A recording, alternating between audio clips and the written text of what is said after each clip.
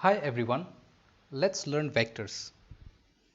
Suppose you have studied 3 hours of biology and 2 hours of chemistry. Now if I ask you what is the total time you have studied, the answer would be 5 hours, right? Simple math, 3 plus 2 equal to 5. Now let's take another example.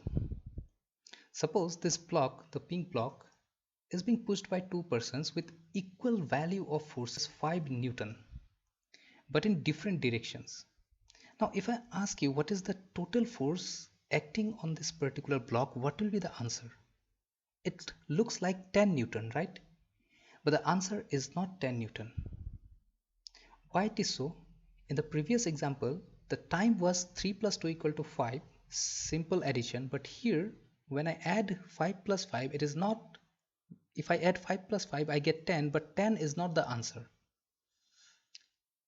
The rule of addition seems not consistent in both the examples. Why it is so? You see, the physical quantities like time, force and other physical quantities can be divided into two categories: scalar quantity and vector quantity. What's a scalar quantity? Scalar quantity is a quantity which can be expressed with the help of magnitude only.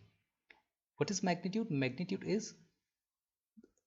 gives how large or how small the quantity is. For example, 1 kg, 5 hour, 100 joule, these are the magnitudes.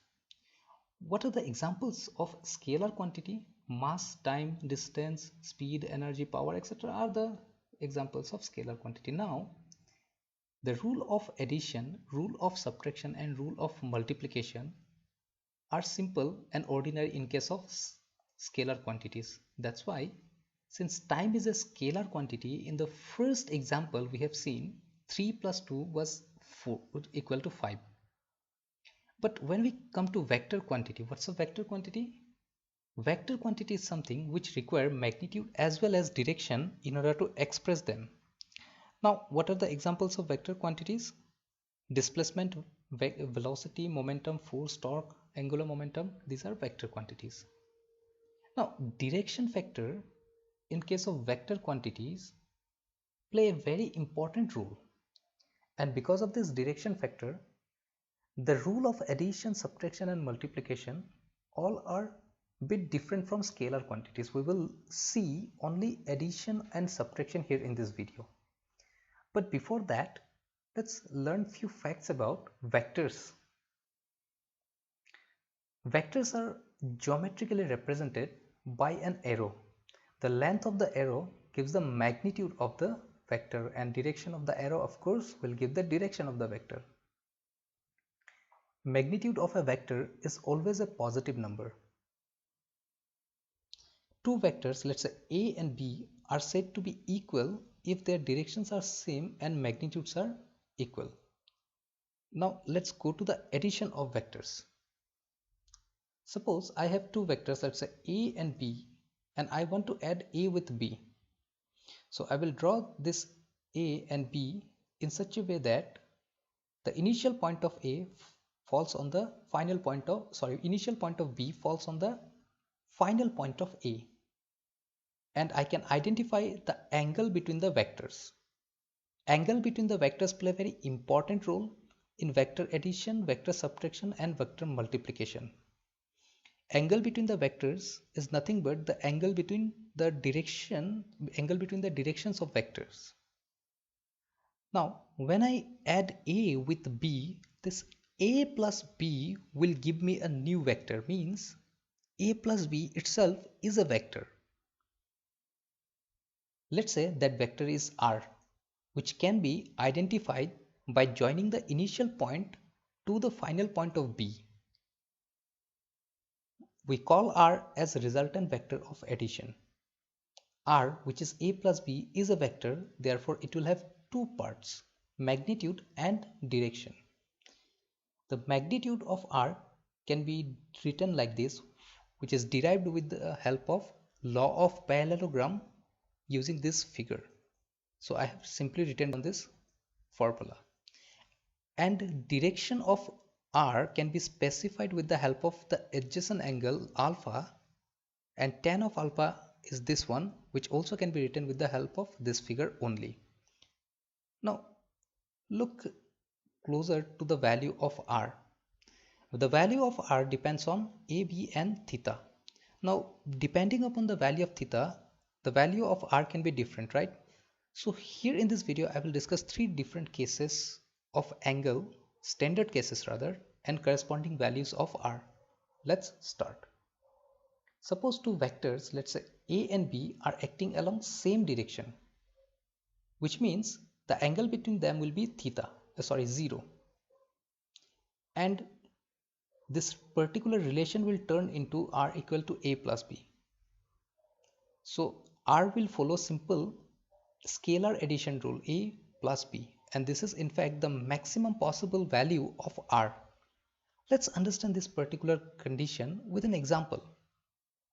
Suppose this block is being pushed by two forces which are acting along same direction. Force is vector quantity. So since forces are acting along same direction, both the forces, angle between them will be 0, and resultant force acting on this particular block will be simply F1 plus F2 in this case, which is 10 Newton. So we see that it will be 10 Newton only if both the forces acting along same direction. Let's move to the next condition. Suppose two vectors, let's say a and b, are acting perpendicular to each other, meaning angle between them is 90 degree. Now once I put 90 degree here in place of theta, the relation will turn into like this: r equal to square root of s square plus b square. Now let's understand this particular condition as well with example. This block is being pushed by two forces which are perpendicular to each other, meaning angle between them is 90 degree.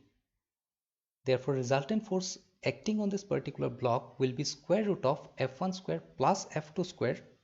Putting the respective values of F1 and F2, I get 5 square root of 2 Newton.